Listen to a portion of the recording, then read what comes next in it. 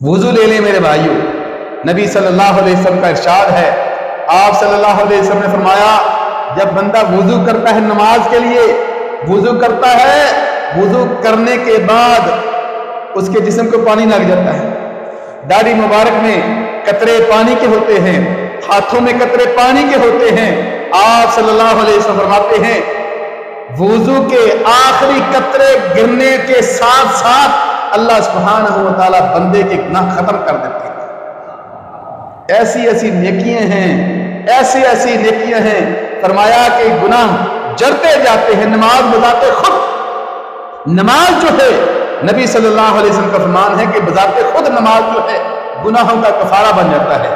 نماز جب بندہ پڑھتا ہے، پتہ ہے نبی علیہ السلام کا کیا فرمان ہے؟ آپ صلی اللہ علیہ وسلم فرماتے ہیں ان العبد اذا قام يصلي اتي بذنوبها كلها فيوضع على راسه۔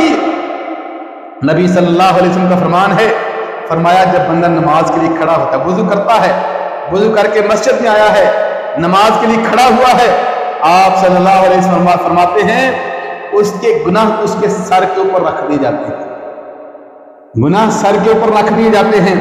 اور فرمایا کلما رکع او سجد تساقطت عنہ، فرمایا وہ رکوع کرتا ہے، سجدہ کرتا ہے، اس کے گناہ نیچے گر جاتے ہیں۔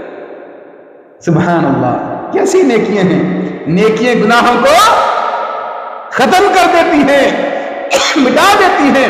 اسی لیے فرمایا کہ سجدے زیادہ لمبے کرو، لمبے لمبے رکوع کرو، لمبے لمبے سجدے کرو، حتیٰ کہ ساری نیک گناہ جو ہیں وہ سارے سر کے اوپر جو ہوتے ہیں گناہ، سارے کے سارے نیچے گرتے ہیں۔